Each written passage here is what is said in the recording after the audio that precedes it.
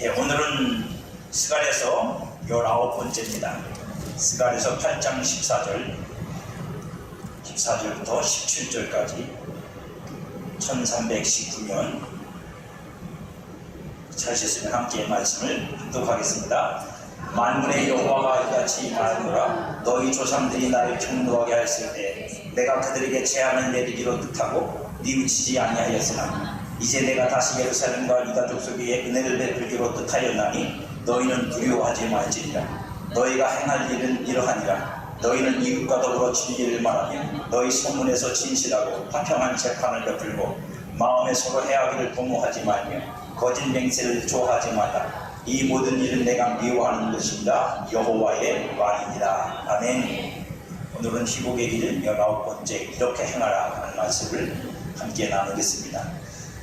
우리가 오늘 말씀에서 가장 먼저 눈에 들어오는 건 그거예요. 하나님이 정하신 뜻대로 된다. 할렐루야. 그건 여러분 물론 거기에 관여된 우리들의 어떤 그 부족하고 연약한 부분들이 완전히 상관없다고 말할 수는 없지만, 그러나 보세요. 이스라엘이 포로로 잡혀가 70년 동안 있었다고 해서 그 사람들이 하나님 앞에 온전히 들어왔느냐? 안 들어왔어요. 그래서 돌아왔다면 그들이 가면 다시 예루살렘에 돌아와서 이런 말씀을 들을 이유도 없어요. 왜냐면 완전히 회복이 돼서 제대로 신앙생활을 할 줄 아는데 뭐 이런 문제가 있겠어요. 아무 문제 없죠. 그냥 순종 잘하고 시킨 대로 잘해서 다 일사천리로 만사행동으로 됐겠죠. 근데 안 된 거잖아요. 안 돼서 못한 거잖아요. 그러면 그 사람들이 하나님이 그들을 돌이켰다고 해서 그들이 우리가 기대한 만큼 완벽한 것으로 돌이켰느냐? 그렇잖아요. 근데 하나님은 뭐라고 말씀하세요? 내가 너희를 벌 줄 때에 정해놓고 그 정한 것을 내가 밀려나지 않아서, 그 내 뜻을 내가 굽히지 않아서, 돌이키지 않아서 너희들이 그 고난을 다 겪었다. 이제 내가 너희들에게 은혜로 대하여 너희들에게 내가 은혜 주기를 정했으니 이것 또한 그렇게 될 것이다. 그러면 은혜를 주시는 것과 우리가 하나님께서 이제 벌을 주시는 것과, 그건 물론 우리의 죄와 연관이 된 부분도 있지만, 그러나 우리는 성도는 뭐다? 하나님의 정하신 뜻대로 되는 인생이다. 그게 저와 여러분들의 믿음이어야 되는 거예요. 그걸 다른 말로 말하면 뭐라 하면 하나님의 의로 사는 사람, 이게 믿음의 사람. 의는 믿음으로 말미암아 살기. 그럼 그 믿음이 어디서 나오겠어요? 하나님의 은혜로부터 나오는 거예요. 우리 성도의 모든 믿음의 근거는 하나님의 의지, 내 의가 아니에요. 내가 잘했으니까 하나님이 나 주시겠지. 아니요, 그게 아니라 하나님의 의라니까요. 그러니까 하나님의 의란 하나님의 뜻이고 하나님의 계획이라는 말입니다. 하나님의 정하심이라고. 하나님이 복 주시기로 정했으면 그 사람이 부족해도 주시는 거고, 지금 뭘 채워서 주셔야 되면 그 사람을 채워서라도 주시는 거고, 시간이 좀 걸릴 뿐이고, 그죠? 그 채워지는 시간에 내가 변화해야 되니까 변화가 과정이 있을 뿐이지. 그러니까 하나님이 정하신 게 제일 중요해요, 여러분. 하나님의 뜻이 내게 있다. 그러면 되는 거야. 근데 하나님의 뜻이 없으면요, 그러면 내가 뭘 근거로 그걸 내가 생각할 수밖에 없냐면 내 육신의 조건들로 생각할 수밖에 없는 거예요. 내가 이렇게 했으니까 하나님이 뭐 복을 주셔야겠지. 우리 그렇게밖에 생각이 안 되잖아, 우리 생각이. 그러니까 항상 하나님 앞에서 뭐가 없어요? 믿음이 없어. 왜? 나는 늘 자격이 없거든. 나는 자격이 안 되고 조건이 안 되는데 하나님이 이런 나한테 복을 주실까? 이런 나한테 은혜를 주실까? 이런 나한테 하나님 역사에 주실까라고 하는 게 우리들이 갖고 있는 불확실성이다. 인간적 불확실성. 내 나를 근거로 하니까. 하지만 그렇지 않아요. 오늘 말씀에도 분명히 말하지만 하나님이 정하신 뜻을 따라 내가 너에게 은혜를 베풀다고 주님이 말씀하세요. 그게 우리의 시작이에요. 저와 여러분의 시작입니다. 저와 여러분이 천국 가는 것도 하나님께서 정하신 대로 예수 그리스도 안에서 그 뜻을 따라 되는 거고 하나님의 의로 구원을 받는 거잖아요. 우리의 의가 아닙니다. 모든 신앙이 패턴이 같아요. 하나님의 의로 우리는 시작하는 겁니다. 저와 여러분들이 아니라. 그러니 여러분들이 하나님이 어떤 말씀을 주시든 어떤 믿음을 주시든 믿음을 받았으면 그 사람은 안 흔들려요. 흔들리지 않는데, 그걸 믿음으로 내가 내 마음속에 하나님께서 믿음으로 뿌리를 내릴 때까지가 흔들리지. 믿음이 뿌리가 내려서 그 사람이 그 믿음으로 굳게 서면 안 흔들립니다. 무슨 소리를 들어도 누가 뭐라 그래도 안 흔들리는데, 그게 믿음의 뿌리가 내리기까지는 의심스럽거든요. 될지 안 될지 모르겠다. 이렇게 갈지 양 갈지 모르겠다. 그러니까 마귀가 자꾸 와가지고 어떻게 해요? 시험하고 현혹하지. 뭐라고요? 너 같은 사람한테 하나님 하시겠냐?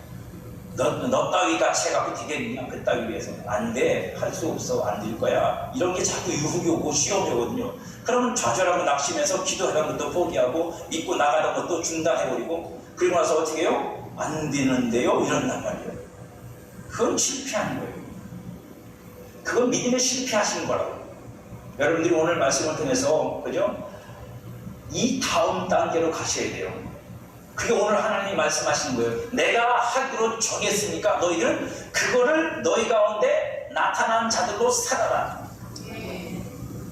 그 은혜가 너희에게 임한 대로 그 은혜를 따라 사는 백성다웠게 살라는 거예요. 이거 하면 내가 조건으로 너희들한테 은혜를 주겠다는 게 아니라 너희들은 이미 내 은혜를 내가 주기로 결정을 했으니까 너희들이 이렇게 살아라고 말씀하고 요구하시는 거라고요.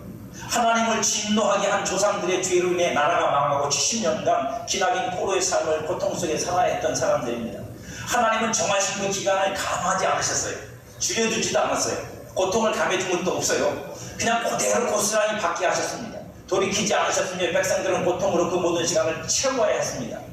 하나님의 정하신 진노는 반드시 이루어지지만 진노 중에라도 긍휼을 베푸실 수 있는 게 하나님이고 그 뜻을 돌이키실 수 있는 것도 하나님입니다. 성경에 이런 얘기들은 많이 나옵니다. 하나님이 뜻을 돌이키셨다. 하나님이 진노를 그죠? 감하시고 혹은 계속 은혜를 베푸셨다. 긍휼을 베푸셨다. 그러나 하나님이 그렇게 하시지 않은 것은 백성들이 하나님께로 돌아서는 돌이킴이 없었기 때문입니다. 그러니까 그 백성들이 70년 포로 생활하는 동안에 하나님이 그 뜻을 돌이킬 만큼 하나님께 구하고 찾고 매달리진 않았다고요. 하나님께서 70년을 다 채워버리신 거예요. 하나님의 진노를 일으키지 않는 삶이 되어야 하는데 그 삶을 그들이 살진 않았어요. 하나님의 진노는 믿지 않는 자들에게 임하지만 백성된 자들이 하나님의 뜻대로 살지 않고 딴 길로 행할 때 고치시기 위해서 임하는 것이 하나님의 진노입니다. 여러분들이 하나님의 진노를 피할 거라고 생각하지 마세요. 성도라고 하나님의 진노를 안 받는다고요? 아니요. 성도라도 하나님의 진노를 받습니다. 단지 우리가 하나님의 사랑 안에서 예수 그리스도의 은혜 안에서 받기 때문에 우리가 끊어지지 않는 것뿐이에요. 끊어져서 버려지지 않는 것뿐이지 하나님의 진노가 왜 없겠어요, 여러분? 예수님이 십자가로 그 진노를 대신하셨으나 그 대신한 십자가를 내가 믿지 못하고 그 은혜를 내가 저버리고 살면 하나님은 반드시 그것을 내 삶에서 값숨을 치르게 하세요. 깨닫게 하신단 말입니다. 내가 내 아들을 죽여 너에게 준 은혜가 어떤 건지 네가 알아요. 그렇잖아요, 여러분. 우리가 그 은혜를 그저 가벼이 여기고 없이 여기고 그저 아무것도 아닌 것처럼 생각하고 막 살면 하나님은 우리한테 너 인생 그렇게 살면 안 돼가 아니라 내가 내 아들을 십자가에 죽여 구원한 너에게 베푼 그 은혜가 그렇게 값싼 것이느냐라고 묻는다고요. 그렇게 가치 없는 거냐. 그게 더 무섭지. 그게 더 무섭지 않아요, 여러분? 왕이 여러분들이 그저 사형 선고를 막아야 되는데 사형 선고를 왕이 자기 이름을 걸고 해주는 거잖아, 그죠? 대통령이 사형 선고 받을 사람들을 사면해 주는 건 자기 이름 걸고 하는 거예요. 대통령이라는 이름을 걸고 해주는 거라고. 그러면 생각해보세요. 사면을 받는 사람이 나와서 그럼 자유가 됐잖아요. 사면을 받는 사람이 나와가지고 개판 치고 돌아다니면 뭐라고요? 나는 대통령이 사면해 주는 사람이니까 나 건드는 놈이 아무도 없어. 일단 뭐 가서 음식점에 가가지고 먹고 싶은 대로 쳐 드시고 돈도 안 내고 난 대통령이 사면해 주는 사람이 이러고 돌아다녀. 여러분이 대통령 같으면 어떻게 하시겠어요? 아, 내가 사면해줬으니까 내일부터 그러시겠어요? 죽는 거지. 아니요, 다시 법으로 보낼 수는 없어요. 예, 거기서 사면했으니까. 그렇지면 어떻게 해요? 뒤로 있는데 저기 검은 차가 가지고 잡고 가는 거지. 검은 차가 잡고 가서 어떻게 해요? 저기 얼음 냉장고로 가는 거지. 어딘지 알지, 거기? 거기를 끌려가가지고 그냥 돼지가 터지는 거지. 너희 시계 내가 뭐 어떻게 너를 사면했는데 네가 그따위를 사냐? 그렇게 사람 다시 들어가? 그렇게 사람 다시 들어가? 그러지 않겠냐고, 여러분? 그런 은혜를 받아봤어요. 현실에서 그런 은혜를 받아봤어요. 그렇지 않느냐고, 여러분? 왜냐면 은혜를 베풀었잖아요. 우리가 마찬가지로 하나님의 아들을 십자가에 죽여서 베풀어주는 은혜인데 우리가 그 은혜를 없이 여기고 사소한 현찮게 별로 그렇게 대단하게 안 여기고 내 마음대로 살면 하나님은 여러분의 죄 때문에 진노하시는 게 아니라 그 은혜를 저버리는 여러분 때문에 진노하신다. 그래서 우리에게 징계라는 거예요. 은혜대로 안 산다고. 왜 내가 준 은혜로 안 사는데 네 멋대로 사느냐고. 성도는 여러분 세상 사람들처럼 잘못해서 벌받는 일보다 하나님 은혜대로 안 살아도 벌받는 거예요. 벌받는 게 좀 이상하다. 책망을 받는다고요. 여러분 징계를 받는다고요. 그래서 우리를 고치시는 거예요. 다시 어디로 고치겠어요? 그럼 은혜로 살도록 고치시는 거예요. 그러니까 여러분 은혜 앞에 뺀질거리고 도망다니고 그저 은혜의 삶을 안 살려고 그러면 여러분 결국 여러분한테 유익이 절대로 되질 않아요. 백성들을 향한 하나님의 진노는 때가 되면 거두어지고 진노는 궁율로 바뀝니다. 하나님이 영원히 진노하시는 일도 없고 영원히 심판하시는 일도 없어요. 성경에 써 있어요. 하나님은 그때가 지나면 다시 은혜를 베풀어 주세요. 왜냐하면 그때 동안 하나님이 일하셔서 그를 돌이키게 하시기 때문입니다. 진노를 정하셨듯이 하나님은 은혜 베푸신 일도 정하시는 분이에요. 진노가 반드시 임하게 하신 것처럼 은혜도 반드시 옳게 하시는 겁니다. 하나님이 그렇게 정하시는 거예요. 그래서 하나님께서 은혜 주기로 정하시면 그는 은혜를 받아요. 은혜를 받아요. 그렇게 많은 은혜를 받는 겁니다. 그러니까 우리가 잘해서 은혜를 받는 게 아니라 사실 하나님께서 은혜 주기로 정하셨기 때문에 그 은혜 받으시는 곳으로 가는 거고, 거기서 은혜를 못 받으면 또 다른 곳에서 은혜를 받도록 하나님이 역사하시는 거예요. 그렇게 은혜 받은 분들이 많아요. 희복의 시작은 하나님의 정하심에서 출발하는 겁니다. 우리가 희복되는 건 하나님이 결정하셔야 되는 거지 내가 잘했다고 되는 게 아니란 말입니다. 그건 나중 일이라고. 여러분, 하나님이 먼저 나를 희복시키시고 정하시고 그 말씀이 먼저 내게 있어야 되고 그 믿음이 내게 먼저 있어야 희복이 되는 거예요. 여러분, 그러나 여러분들이 희복을 원하시면 희복에 대한 하나님의 믿음을, 하나님의 약속, 하나님의 말씀, 하나님의 정하심을 믿음으로 가지고 계셔야 돼요. 왜? 나는 희복될 거다. 왜? 하나님이 나를 희복하기를 원하신다. 하나님이 나를 고치기를 원하신다. 하나님이 나를 새롭게 하기 원하신다. 이 믿음을 가지고 여러분들이 출발을 하세요. 해도 할지 안 할지 모르겠어. 그러면 돌아가잖아요. 내가 아무리 내가 열심히 하면 해주시려나? 노력하면 해주시려나? 그건 너무 약하잖아요. 그거 갖고 여러분들이 며칠이나 견디실 것 같아요. 몇 날이나 견디실 것 같아요. 몇 날 못 갈 거예요. 며칠 못 갑니다. 왜요? 기반이 약하니까. 기반이 약하니까 지속성이 떨어진단 말입니다. 그래서 희복은 하나님의 정하심에서 출발하는 거예요. 하나님의 불쌍히 여기시고 긍휼을 베푸시기로 정하심으로 희복이 이루어진단 말입니다. 그게 먼저예요, 여러분. 노아가 여러분들 방주를 만들고 하나님 앞에 구원을 받았어요. 그 8식구가 구원을 받았는데 그 시작이 뭔 줄 아세요? 그 구원의 시작이 뭔 줄 아냐고, 여러분. 노아가 당대 의인이었더라? 아니요. 그게 시작이 아닙니다. 노아는 하나님에게 은혜를 받았다. 그게 시작이에요.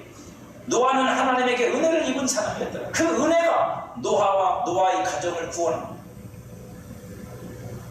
노아와 노아의 가정을 구원한다고요. 그게 하나님의 시작이니까요. 우리도 마찬가지입니다. 하나님이 우리 가운데서 시작하시는 그 시작이, 그 희복이 시작되어야 되는데 그건 하나님이 우리를 불쌍히 여기고 긍휼히 여긴 데서 시작된 거예요. 우리는 처음부터 자격이 없는 사람이에요. 저나 여러분들은 처음부터 하나님 앞에 그렇게 들 수 있는 자격이 없어요. 조건을 갖추고 있는 사람들이 아닙니다. 그러니까 무조건적으로 우리가 그렇게 되려면 뭐가 필요해요? 뭐가 필요해요? 은혜가 필요하잖아요. 하나님의 은혜, 긍휼, 불쌍히 여기심. 여러분, 불쌍히 여긴다는 게 좀 처량해 보이십니까? 그 처량한 게 아니에요, 여러분. 여러분들이 무슨 대단한 자존감이 높으시다고 하나님이 불쌍히 여기는 걸 처량하다고 그걸 안 받으신다고. 여러분, 하나님 앞에서 자존심 부리지 마세요. 무슨 하나님 앞에 자존심을 부리고. 하나님 앞에 겨서라도 은혜는 받아야지. 비로소라도 받아야지, 여러분. 그 은혜를 못 받으면 여러분 아무것도 없어요. 우리한테. 하나님 앞에서 우리가 알몸으로 설 수 있을 것 같습니까? 못 서요. 하나님이 입혀주는 옷을 입어야 그나마 설 수 있는 거죠.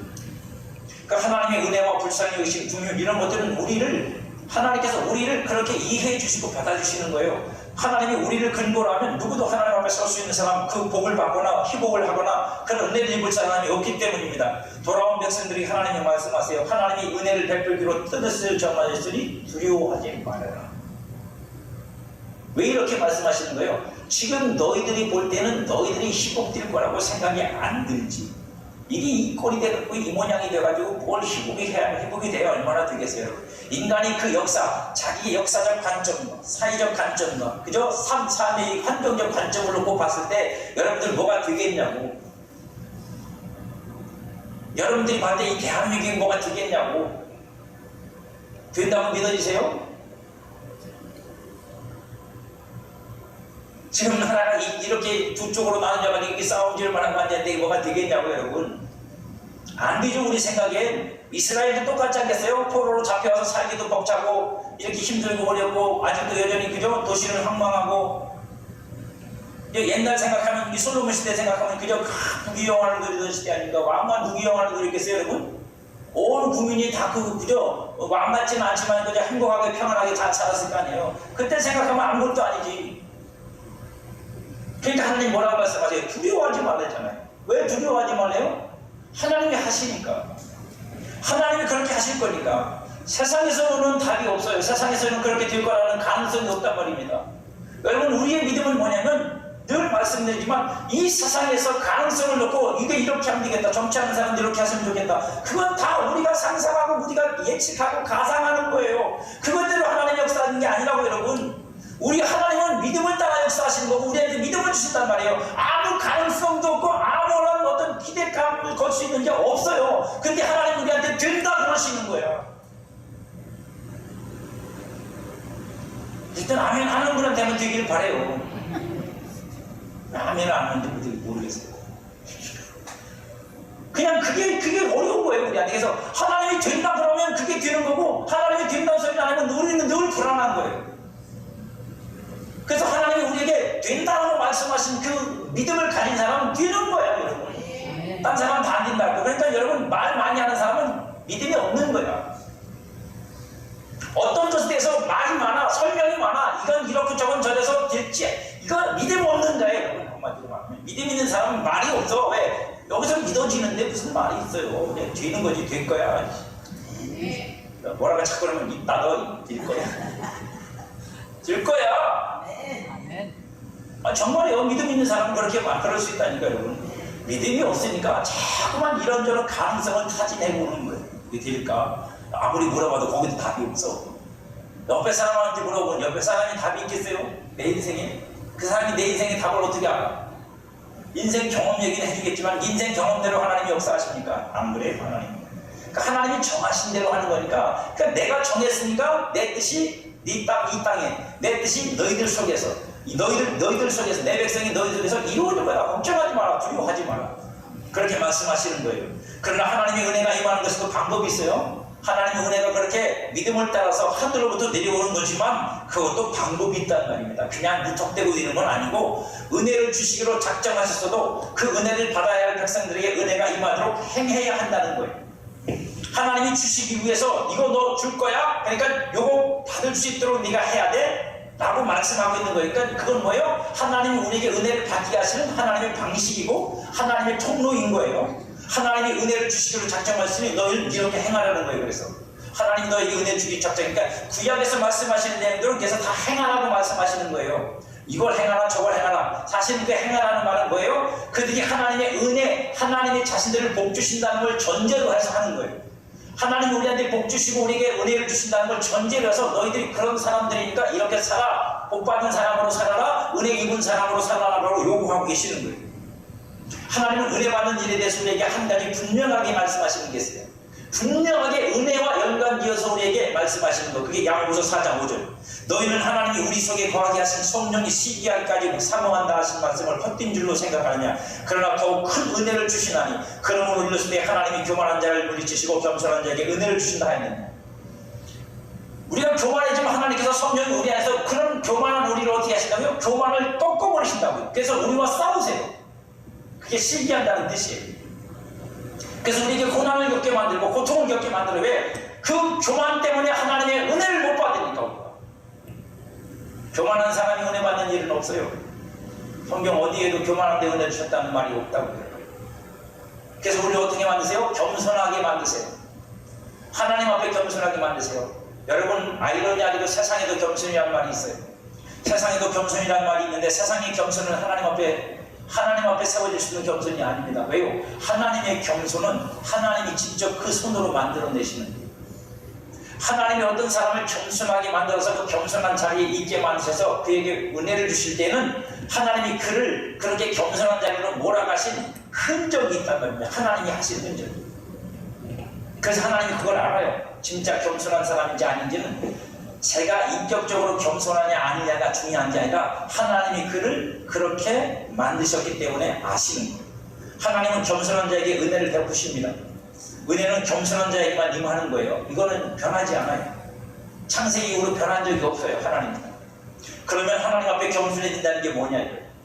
하나님 앞에 겸손해진다는 게 뭐냐? 두 성경을 한번 또 볼게요. 야고보서 4장 7절 보세요. 여러분들 자막을 보세요. 성경을 찾든지. 그런 중 너희는 하나님께 복종할지어다. 마귀를 대적하라. 그리하면 너희를 피하리라. 하나님을 가까이 하라. 그리하면 너희를 가까이 하시리라. 죄인들아 손을 깨끗이 하라. 두 마음을 품은 자들아 마음을 청결하게 하라. 슬퍼함이 애통함이 울지어다. 너희 웃음을 애통으로 너희 즐거움을 근심으로 바꿀지어다. 주 앞에서 낮추라. 그리하면 주께서 너희를 높이시리라. 여기도 행할 걸 가르쳐주죠. 하나님 앞에서 너희가 은혜를 입으려면 겸손해지는데, 겸손한 것이 어떤 것인지를 설명해 주고 있습니다. 그 첫 번째는 뭐냐? 하나님께 복종하는 것. 가장 큰 타이틀이 뭐냐? 하나님을 가까이 복종하는 것. 그리고 하나님께 가까이 하는 것. 하나님 앞에서 자신을 낮추는 거랍니다. 그죠? 이게 하나님 앞에 은혜 받는 비결이에요. 근데 참 우리한테 어려운 게 뭐냐면, 하나님 앞에 복종하는 것, 가까이 하는 것, 자신을 낮추는 것, 이게 어떻게 해야 되는 건지.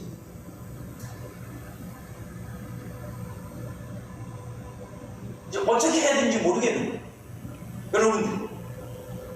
그죠? 겸양을 떨어야 되는 거죠. 겸양을 떨자니 이게 겉하고 속하고 달라서 힘들고, 내가 인격이 훈련이 안 돼서 당장 힘들고, 여러 가지 많은 복잡한 문제들이 저와 여러분 속에 실제적으로 존재하죠. 이스라엘에게 은혜를 베풀기로 뜻을 정하신 하나님께서 말씀하셨죠. 너희가 행할 일은 이러하니라. 그리고 뭐라고 말씀하세요? 너희가 이렇게 행하면 내가 은혜를 베풀어 주시리라. 같은 맥락이잖아요. 겸손하면 은혜 주겠다고 말씀하시고, 이렇게 행하면 내가 은혜를 베풀겠다고 말씀하신 그 내용이 아까 읽은 16절 17절, 너희가 행한 일은 이러하니라. 너희는 이웃과 더불어 진리를 말하며 너희 성문에서 진실하고 화평한 재판을 베풀고 마음에 서로 해하기를 도모하지 말며 거짓 맹세를 하지 못도 좋아하지 말라. 이 모든 일은 내가 미워하는 것입니다. 여호와의 말. 그 행하라 하신 내용들의 의미하는 것은 하나님을 믿고 경외하여 복종하라는 거예요. 어디에서? 현실의 삶 속에서 복종을 하라는 겁니다. 하나님을 가까이 하기 위한 삶을 살라는 거예요. 하나님을 가까이 하는 게 무엇인지를 알고 그것을 따라서 살라는 겁니다. 그게 16절, 17절에서 우리에게 말하는 겁니다. 하나님 앞에서 자신을 낮추는 삶이라는 거예요. 그게 그렇게 하면. 그럼 생각해 보세요. 왜 이렇게 사는 게 하나님 앞에서 자신을 낮추는 걸까요? 왜 이렇게 사는 게 하나님 앞에서 나를 낮추는 것이 될까요? 가장 중요한 게 뭐죠? 하나님을 인정하는 것. 하나님을 인정하는 것. 하나님을 믿는 거라고요. 여러분, 하나님을 믿고 하나님을 인정하지 않는 사람은 이렇게 살 수가 없어요. 이렇게 안 삽니다. 내가 왜 이렇게 살아야 돼요? 여러분들이 왜 이렇게 살아야 돼요? 이유가 뭐죠? 이유가 뭐예요, 여러분? 나는 하나님의 은혜를 입어야 돼요. 나는 하나님의 은혜를 받아야 돼요. 왜 여러분들이 하나님 앞에서 자신을 못 낮추느냐? 은혜 받을 이유가 없거든요. 은혜를 받아야 될 목적이 없는 거예요. 내가 이렇게까지 해서 하나님 앞에 은혜를 받아야 되는데, 근데 그걸 하기 싫은 건 뭐냐면 은혜보다 내가 더 큰 거야. 은혜보다 내가 더 크다고. 여러분, 하나님이 내게 주신 은혜보다 내가 생각하는 지금의 내가 더 커 보이는 거야. 그러니까 이걸 무너뜨리면서까지 은혜를 받을 이유가 없어. 은혜 못 받아요. 대부분의 사람들이 이걸 실행적으로 실천할 거냐, 아니면 이걸 의미로 깨달을까, 진리로 깨달을까, 이것 때문에 갈등합니다. 쉽게 말하면 가난한 사람한테 뭐 이렇게 베풀어라, 이걸 지금 직접 가난한 사람한테 베풀어야 되냐, 아니면 진리로 깨달아야 되냐, 이런 거 고민하거든요. 그러니까 어떤 게 진짜냐고? 상관없어요. 그렇게 행하는 거든 이렇게 하는 거든 상관이 없어요. 왜 상관이 없다고 말씀드리냐면, 그 사람의 중심에 하나님을 인정하고 나는 하나님께 은혜를 받아야 돼. 그래서 나는 하나님께 은혜를 받기 위해서는 뭐든지 할 수 있어라고 하는 이 믿음이 있으면 하는 거고, 믿음이 없으면 아무것도 못하는 거예요. 그런 사람이 있어요. 여러분들도 알 겁니다. 연예인인데 젊은 아가씨예요. 근데 그 집이 다둥이야. 그 중에 첫째야. 딸 여자인데, 이 아가씨가, 그 집이 다 신앙생활을 합니다. 이 아가씨가, 그러니까 엄마 것을 다 하는 거예요. 왜냐면 자기 집에서 연예인이니까 그래도 뭐 돈을 많이 벌지는 않지만, 근데 어려울 때 얘기를 간증을 하면, 교회 가서 간증하지 하고 다녔더라고요. 그 친구가 그런 얘기를 하더라고요. 자기가 그때 받았던 월급처럼 받았던 게 24만 9천 원이래. 24만 9천 원을 받는데 그 24만 9천 원을 받아갖고, 겨울이에요, 겨울. 그래서 겨울이니까 목도리하고 잠바 입고 그죠? 돈을 받아고 오는데 그 돈을 받아서 딱 나오는데 하필이면 거기 진짜로 구걸하는 사람이 있었더니 구걸하는 사람이 있는데 하나님께서 자기에게 하신 목사님을 통해 들은 말씀, 가난한 자가 있으면 베풀어라, 이 말씀이 생각이 나서 진짜로 자기 주머니 24만 9천 원 받은 돈, 그게 자기 집안 살림살이 했더니 그걸 다 줘버렸대요. 그리고 잠바도 벗어주고 목도리도 벗어서 띄워주고. 그런데 그 자매가 뭐라고 말하냐면, 그러고 난 다음부터 하나님이 놀랍게 역사하시는데, 저 인생극장에 나왔거든요. 인생극장이라는 그 프로에 나왔어요. 후원자가 들어와 후원을 해주기 시작하는데, 어떤 사람은 30만 원, 어떤 사람은 20만 원, 어떤 사람은 50만 원. 24만 9천 원하고 비교가 안 돼요. 그래서 모아진 게 1,000만 원이었대요. 그때 당시.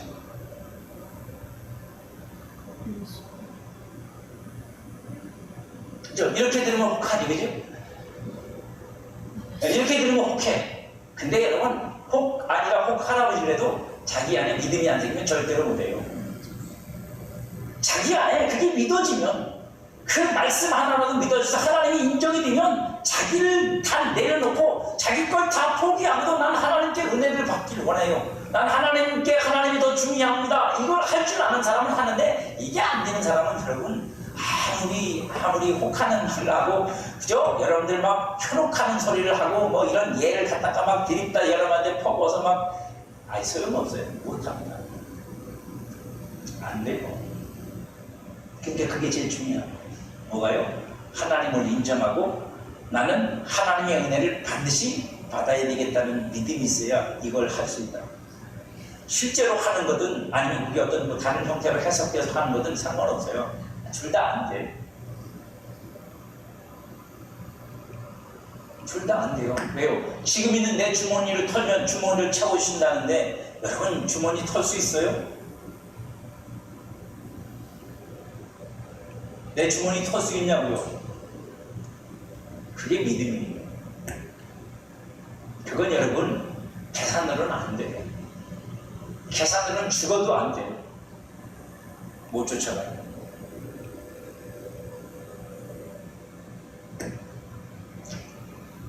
이게 하나님께 은혜 받는 비결이에요. 은혜를 받기 위해 하나님이 싫어하는 일을 하지 않고 하나님이 기뻐하시는 일만 하는 것이 은혜 받는 비결이라고 여러분. 그건 뭐냐면 하나님을 인정하고 하나님이 내게 은혜 주실 거라는 걸 내가 믿기 때문에 그 은혜 주신 하나님을 기쁘시게 하는 건 거기에 그냥 당연히 따라가는 거예요. 그렇잖아. 내게 은혜 주실 분은 내가 심사가 뒤틀리게 만들고 그분이 화가 나게 만들고 그러면 은혜 받을 거예요. 그리고 은혜가 옵니까 여러분? 안 오지 여러분, 안 오지. 참 답답한 때가 뭐냐면 여러분, 은혜 받겠다고 하나님 도움이 나면 필요하다고 그러고 나서 딴짓하고 다니는 사람들이에요. 성도들 중에 아주 속 터지지 여러분. 목사는 아니, 왜냐면 저 사람이 맨날 볼 때마다 하나님이 도와주신다고 은혜 받아야 된다고 우리는 참 너무 힘들다고 그러고 나서 기도해보라 그러면 일찍 오르고 도망다니고 안 오지. 예배 오라 그래도 안 오지. 그러면서 놀러 다니면 다 놀러 다니지. 그러면서 무슨 은혜를 받겠다는 거예요 여러분. 무슨 은혜를 받아? 어디서 받아? 디스코테이크 가서 받나?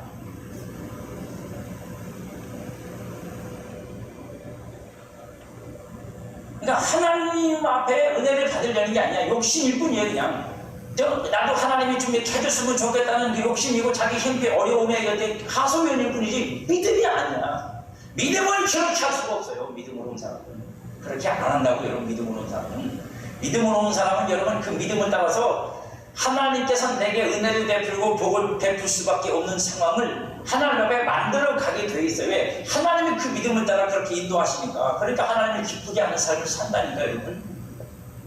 은혜 주실 분이 싫어하는 일만 해놓고 은혜 달라고 하면 은혜가 오겠냐고 여러분. 하나님께 은혜를 구하는 자가 오만방자한 태도를 가지고 살면서 남을 해하며 거짓을 일삼고 거짓을 말하는 입술이 되고 그리고 맨날 충동하고 싸우고 그러면 은혜가 오겠냐고 여러분. 안 온다. 안 돼요. 오질 않아요. 제가 이전에 있던 교회에서 그런 일을 말씀드렸죠. 큰 은혜를 구하는 권사님도 은혜를 구하고 그 딸들도 은혜를 구하고 은혜를 구하는 집인데 은혜는 오는데 집이 복을 못 받아요. 그 계속 문제가 생겨, 그 집에. 영적인 문제들이 계속 생기고 힘들고 어려워. 결국은 떴어요, 거기를. 그 마을, 고향을 떠나갔다. 그래서 계속 문제가 생기는 거예요. 그러니까 어떻게 할 수가 없으니까 할 줄을 모르니까 막 힘들어하고 어려워하고. 근데 또 은혜는 있어요. 어떤 은혜냐? 하나님 신령한 은혜들이 있어. 사모하니까. 근데 그 신령한 은혜를 받아서 그걸 헤쳐나가야 되는데, 그걸 헤쳐나가야 되거든요. 그 어려움을 극복해 나가야 된다고, 여러분. 그걸 기도로 이겨나가야 된다고. 이게 힘들죠. 완전히 불구덩이 속에 들어가 있는 것 같지. 차라리 은혜라도 그냥 냉랭하면 그냥 교회 떠나면 그만인데, 그게 아니고 심령의 은혜는 오는데 현실에서 은혜가 안 되니까 이게 힘들고 어려운 일만 계속 반복되니까 너무너무 힘든 거예요. 제가 그 딸들한테 한 말이 있어요. 권사님하고. 남편은 그때 교회를 안 나왔어요. 조용히 하십시오. 하나님이 일하시고 하나님이 은혜를 주시려고, 복을 주시려고 일하시는데, 여러분들이 경거망동해서 함부로 말하고 함부로 감정적으로 해가지고 여러분들이 다 터놓으면 하나님이 은혜가 오다가는 멈춰요.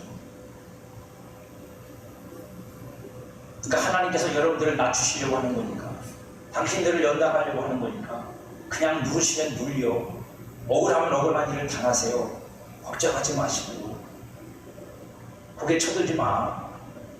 그러다가 은혜 잃어먹어. 고개 쳐들지 말고 가만히 계셔. 그럼 하나님께서 때가 되면 당신들을 높일 거고, 하나님이 당신들을 더 영화롭게 할 거예요. 사람, 지금 당신들을 업신여기고 그렇게 그저 걱정하지 말라고, 그 사람들 아무것도 아니야.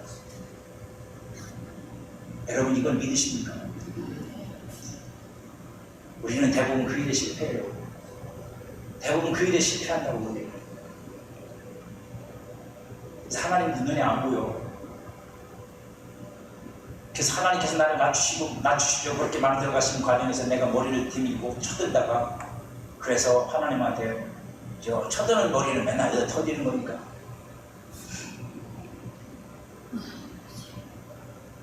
은혜를 주신다고 약속을 하셨는데 은혜가 오지 않는 성도들이 있어요. 정말입니다. 심지어는 그런 게 느껴지고 보여지기도 해요. 하나님의 은혜가 임하고 있는데 그 내려오질 않아. 그 사람 속에 들어가야 되는데, 그 교회에 들어가야 되는데 안 들어간다고. 가장 큰 이유는 은혜를 구하는 기도를 하지 않았기 때문이고, 은혜를 주시고 싶은데 기도를 해야지 은혜를 줄 거 아니에요. 근데 기도를 안 해. 은혜 준다고 기도하는데 사람들이 기도하도록 자꾸만 이렇게 하고 있는데도 안 해. 정신 차리세요, 여러분. 여러분 주변 사람들이 자꾸만 기도하라고 그러고, 여러분들 제가 기도하라고 하는 게 여러분들 그냥 그죠? 늘 하던 말, 하던 습관 그렇게 생각하시면 여러분들은 아직도 어둠 속에서 그죠? 어두운 밤에, 캄캄한 밤에, 그까지만 있는 거예요. 새벽이 안 온 거야. 새벽이 안 온 거라고, 여러분. 새벽이 오는 사람은 어떤 사람이냐? 그 속에서 사람들이 그렇게 사람을 통해 하나님이 말씀하시고 권면하실 때 그게 하나님의 음성으로 들려주는 사람이 있어. 아, 내가 이렇게 살면 안 되겠구나. 기도해야 되겠구나. 내가 하나님 앞에 나가서 매달려야 되겠구나. 이게 깨달아지는 사람은 새벽에 오는 거예요, 여러분.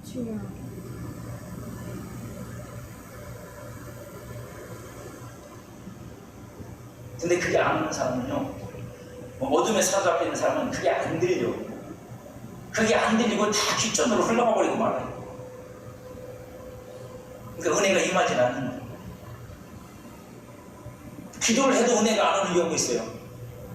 대부분 그 삶이 하나님의 은혜를 구하지 않기 때문입니다. 기도로는 구하는데 그 삶이 은혜를 안 구한다. 삶이 은혜를 구한다는 건 뭔 줄 아세요? 그걸 단 유식한 단어로 표현하면 경비라고 해요. 자기를 말로만 하나님을 구하는 게 아니라 자기 자세를 하나님 앞에서 바르게 갖는 거예요. 그렇게 해서 죽을 거 안 살고 생명 연장받는 사람이 누구냐? 아하방이에요. 하나님이 아하방을 죽이기로 결정했어요. 하나님이 아하방을 죽이려고 했더니 그 소식이 들어갔어요. 선지자를 통해서. 하나님 너를 죽이시리라. 그랬더니 이 아하방이 쫄보거든요. 왕이한테 꼼짝 못해가지고 이스라엘을 전체 우상단지로 만들어놓은 인간, 왕이면서. 이 쫄보야. 쫄보니까 하나님의 말씀을 선지자가 해주니까 이게 겁이 나가지고 그 다음부터 돼요. 걸음도 이렇게 걷는 거예요. 왜? 하나님한테 혹시라도 내가 밉보여서 당장 죽을까 하고 겁이 나가지고 걸음도 살살 걷는 거예요. 그러니까 하나님이 보고 웃었다고. 하나님이 천사들을 데리고 가면 웃었다고. 제발 야 제발 하는지 좀 봐라. 그래도 하나님이 그걸 보고 생명을 당장 죽이지 않고 연장시켰어요. 그런 하나님이야. 그러니까 우리가 입술로만 구하는 게 아니라 하나님 앞에서 경배하는 거예요. 내가 정말 은혜 받기를 원하면 내가 어떤 상황을 놓이지라도 하나님이 나를 보시라고, 하나님께 나는 은혜 받고 싶다고, 그걸 다 겪고 하나님 앞에 경비한 자세를 가지고 낮아져서 주님 나에게 은혜를 주십시오라고 할 줄 아는 사람. 쉬운 건 아니죠, 그죠? 들어보니까 이게 어려운 거야. 만만치 않습니다. 쉽지 않다고요. 그 반대로 은혜 입은 사람이 누구냐? 다윗이에요. 다윗은 자기 잘못으로 사실은 그런 일을 겪은 거야. 우리아를 죽인 일 때문에 그 후풍이 너무 세. 그래서 아들한테 반역까지 당했어요. 아들한테 반역을 당하고 쫓겨나가면서 그저 사울의 사람들이 다윗을 쫓아가면서 강원도에서 막 욕지거리를 했대. 이놈 새끼야, 사울을 버리더니 잘됐다. 너도 아들한테 배신당해보니까 그 맛이 무슨 맛인지 알겠냐? 그 맛이 바로 그 맛이다. 너도 배신했잖아. 그래서 막 욕하거든요. 그러니까 옆에 있던 군대 장군들이, 이 장군들이 보통 얘기가 아니거든요. 이 장군들은 혼자 가가지고 700명, 800명을 때려 죽이던 사람들이에요. 힘이 장사라고 여러분. 그 사람들이 그러는 거예요. 왕이요, 내게 말씀을 하시면 내가 가서 저는 모가지를 잘라오겠습니다. 다윗이 못 가게 합니다. 가지 마라. 왜요? 이것 때문에 하나님이 나를 불쌍히 여길 리가 아니야. 이렇게 당하고 있는 나를 보면 하나님이 불쌍히 여길 줄 누가 아니야. 그러니까 날뛰지 마. 나는 지금 너희들이 칼솜씨가 필요한 게 아니라 하나님 은혜가 필요해. 여러분, 이걸 분별을 못하면요, 그냥 망하다가 끝나는 거예요. 이걸 분별을 못하면 그냥 망하는 거로 끝나는 거예요. 그래서 다윗이 그렇게 했잖아요. 정말로 하나님께서 은혜를 주셨잖아요. 하나님이 하늘에 영을 보내서요, 그 아들의 군대에서, 아들의 편에서 작전을 짜던 이 인간의 해가닥 했어. 해가닥 해가지고 이 영에 휩싸여가지고 몽롱해져가지고 잘못된 판단을 내려서 졌어, 전쟁에서. 그래서 다윗이, 압살롬이 죽고 다윗이 다시 왕국으로 돌아갔다고요. 경비라는 건 그런 거예요. 내 하나님 앞에서 내가 정말 마음으로 낮아져서 하나님 앞에 그렇게 할 수밖에 없는 거예요. 근데 세상적으로 난 당해도 싸, 그 정도가 아니라 하나님을 기대하는 거예요. 나한테는 아무런 것도 없으니까. 내가 하나님 앞에 뭐 하려다고 하면 저 가격이 못 되잖아. 생각해보세요. 다윗은 지가 남의 집안 망쳐놓고 당하는 일인데 그걸 뭐 하나님 앞에 가서 뭐라고 말할 거예요, 다윗이. 그런데 하나님께서 나를 이렇게 당하게 하시네, 고통받게 하시네. 그 안에서 하나님을 바라보는 거야. 찢겨지는 가슴과 찢겨지는 살 속에서 주님을 바라보는 거야. 하나님, 맞아요. 난 이렇게 당해도 싼 놈이고, 나 이렇게 하나님 앞에서 내가 하나님 앞에 도와달라고 요청할 수도 없을 만큼 내가 하나님 앞에 잘못도 저지르고 죄를 저지르고, 하지만 하나님께서 이렇게, 하나님이 나한테 이렇게 하시는 건데 내가 이 속에서 하나님이 은혜를 입고 긍휼을 입고 불쌍히 여김을 받기 원합니다. 하나님이 하신다는 걸 고스란히 받아들이는 거예요. 거기서 자존심 안 부리고 이게 네가 나한테 이럴 수 있냐, 그렇게 안 하고, 그랬더니 하나님이 은혜를 베푸시더라고요. 은혜를 주실 하나님이 보고 계시다고요. 이게 무슨 계산서처럼 말이죠, 수학 공식처럼 오는 게 아니라 하나님과 나와의 관계 속에서 오는 거예요. 성전을 세운다는 것은, 그죠? 그래서 오늘 본문으로 들어가서 결론을 맺을게요. 성전을 세운다는 건 건물을 짓는 일이 아닙니다. 그래서 하나님이 이스라엘 백성 보고 그 어려운 상황에 성전 지나 그러는 건 건물 세워놓고 끝난다는 게 아니라 내가 너희들을 그렇게 다시 세우겠다는 하나님의 뜻이에요. 하나님이 은혜로 임하셔서 은혜를 베푸실 수 있도록 나를 세우는 거예요. 그게 뭐라고요? 그게 성전 세우는 거예요. 성전이 세워지면 그 성전을 통해서 하나님이 역사를 하실 거예요. 그 성전이 세워지면 성전을 통해 하나님께서 그저 놀라운 일들을 하실 건데, 거기에 계시면서 그게 안 되면 안 되니까 그게 되도록 하는 일을 하시는 거예요. 그걸 위해서 하나님은 예수 그리스도를 십자가에 죽이신 거고, 우리 보고 너희도 예수 안에서 죽은 거라고 말씀하시는 거고, 오직 그 믿음으로 너희가 살라고 말씀하시는 거고, 하나님의 뜻이 다 이루어질 때까지 은혜가 내게 머물며 모든 것이 은혜로 되도록 역사해 주셔야 은혜가 되는 거예요, 여러분. 은혜도 여러분 잠깐 오는 은혜가 있고 하나님이 퍼붓는 은혜가 있어. 복도 마찬가지입니다, 여러분. 하나님이 작게 주시는 복도 있고 어떤 사람은 얼마나 큰 복을 주시냐면 여러분 이삭 같은 경우는 뭐라고 그랬어요? 마침내요. 복을 막 줘가지고 하나님이 주고 싶은 만큼 가득 채워서 끝내는 거예요. 그러면 어떻게 해요? 복이 그 사람 머리 위에 머물러 있어야 돼요. 영이 머물러 있어야 된다고 여러분. 그리고 계속 복을 주시는 거예요. 넘치도록 주시는 거예요. 그 사람이 하나님과 그만했으면 좋겠어요. 그만 주셔도 되고 하나님. 우리가 그럴 때까지 하나님 앞에 은혜를 받아야 돼요. 조금 받아놓고 다 받은 것처럼 말이죠. 여러분 은혜의 마음을 보세요. 여러분 다 그거 갖고 되겠냐?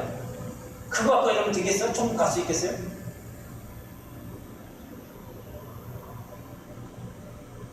더 채워야지. 아니 어떤 사람이 아니고 사실은 그죠? 우리의 믿음의 조상들 이야기입니다. 믿음의 조상들 이야기. 그것도 우리 나사렛 교단 창시자. 하나님 앞에 은혜를 구하고 은혜를 받았는데 얼마나 은혜가 왔냐면 이분이 기도실에서 혼자 기도하다가 은혜를 받았는데 너무 하나님의 은혜를 보가지고 나중에 이 몸이 감당을 못했어요. 은혜가 니보다 감당이 안 돼서 이분이 거절을 한다니까요. 뭐라고요? 하나님 이제 그만 주십시오. 그만 주셔도 됩니다. 한번 해보실래요? 하나님 그만 주셔도 됩니다. 이건 무슨 한 방울 받아놓고 나서 다 받은 것처럼 그만 달라네? 달란 소리를 안 하네? 아니요, 그러시면 안 돼요. 성전이 세워져야 하는 백성들에게 하나님이 말씀하십니다. 성전을 세우고 그 성전을 통해 은혜를 입어야 하는 백성들에게 그 은혜가 실패되지 않도록 하시려고 백성들의 신앙과 삶을 하나님이 이렇게 다 붙여 세우시는 거예요. 그래야 그들이 진짜 은혜를 받고 진짜 복을 받고 하나님으로부터 진짜 평안을 누릴 수 있기 때문입니다. 그 비밀을 잘 깨달으셔야 돼요. 저와 여러분들이. 그 비밀을 잘 깨달으셔야 된다고 여러분. 은혜를 주시고 복을 주시는 건 사실인데 하나님께서 그 은혜와 복을 그냥 지나가는 거로 주지 않고 여러분들이 다시는 빼앗기지 않을 것으로 주시려면 그 토대를 분명하게 하고 주셔야 돼요. 그냥 어설프게 주셔서는 안 되거든요. 그러니까 여러분 어설픈 복을 기대하고 어설픈 은혜를 기대하지 마시고 여러분들이 주님 안에서 변화됨 속에서 받을 걸 원하세요. 그러면 하나님께서 그릇을 깨끗하게 해놓고 거기다 뽑으면 마귀가 아무것도 건들지 못한다. 성전을 세우면 분명히 하나님의 복과 은혜로 그 성전에 임하실 겁니다. 그러나 은혜와 복이 나의 것이 되리면 성전으로 임하시는 하나님께 은혜를 구하고 은혜가 임하도록 내가 살아야 하나님이 그 은혜의 물을 내게 흘려보내서 그 은혜가 내게 채워지고 그 복이 내게 채워지는 거예요. 그런 사람은 어떻게 돼요? 그게 계속 뛴다. 그게 계속 뛴다고 여러분. 이게 한 번 열리고 한 번 뚫리면 그게 다시 막힐 수도 있지만 그러면 그걸 다시 열고 뚫을 수 있는 여러분들이 믿음이 생기고 하나님의 은혜가 여러분에게 있기 때문에 된단 말입니다. 그걸 만들어가는 거예요, 여러분. 그냥 곁다리로 은혜 받아가지고 곁다리가 좀 이상한데 그죠? 은혜 받아가지고 그거로 만족하고 사시면 안 되고 여러분 안 돼요. 어떤 분이 그런 간증을 했어요. 자기가 하나님께 은혜를 받고 하늘이 열린다. 그래서 한 달인가? 한 달이 넘게 열흘이라 보름이라 한 달이 넘게 하나님의 세계가 하늘이 여기서 뻥 뚫리더래요. 뻥 뚫려서 고개를 숙이고 설거지인데도 하늘이 보이고 눈을 감아도 보이고 떠도 보이고 일을 해도 보이더랍니다. 그러다 어느 날 그 얘기를 하려고 그래요. 그러다 어느 날 시커먼 기운을 가진 악한 영이 그 뚫린 하늘 그 영역이거든요. 그 영역 속으로 침투해 들어오려고 탁 들어오는데 그 하늘로 뚫린 공간을 막 싸고 있는 그 막이 있거든요. 그 막에 부딪히니까 그 어두운 세력이 그냥 소멸되고 말이에요. 이게 영적 아우라입니다. 그 세계는 그 속으로는 마귀가 못 들어오는 거예요. 이걸 뚫고 넘어가야 돼요. 이게 우리한테 통로가 넓든 좁든 열려야 그 세계는 마귀가 꼼짝 못하는 거예요. 들어오지 못하는 거예요. 그게 있는 사람은요, 마귀가 나를 우겨싸도 거기서 그걸 뚫어내면 마귀가 다 소멸되고 그 악한 영들의 공격이 나한테서 안 통하는 거예요. 그 영역에서. 그게 기도의 영역이어야 되고 믿음의 영역이어야 되고 여러분들 영적인 영역이어야 된다고요. 그게 우리는 성도는 그걸 가지고 있어야 돼요.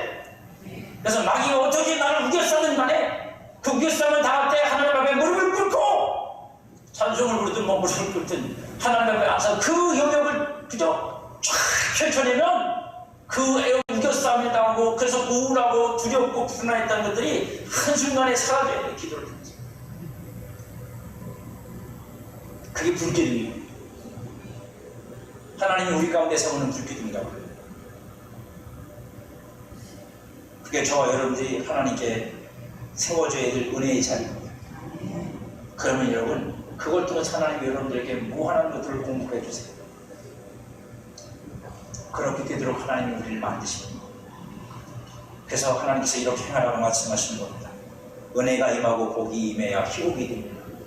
하나님이 우리를 희복하시는 일은 하늘의 것으로 채우고 하나님의 신령한 것으로 채워서 우리를 희복하시는 일입니다.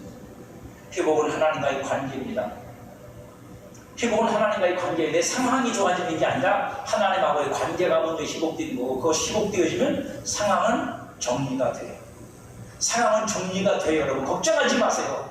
이것저것 걱정하지 마. 여러분과 하나님 사이의 관계가 희복되면 상황은 정리돼. 하나님이 정리하실 때는 여러분들이 가차없이 정리하시면 돼. 그때 가서 미직지근하게 딴짓하지만 말고 하나님이 정리하실 때는 무서워요.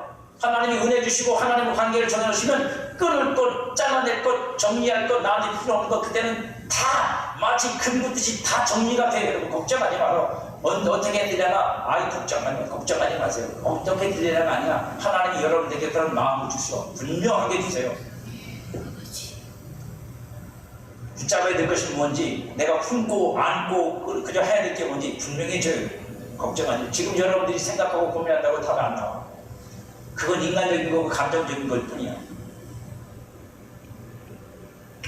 은혜를 충만하게 받아 하나님과 더 깊은 관계로 세워지기를 간절히 원하십시오. 그리고 그렇게 세워지기를 축복합니다. 그래서 저와 여러분들이 하나님 앞에서 오늘 이 말씀 우리에게 주신 것처럼 이렇게 행하라.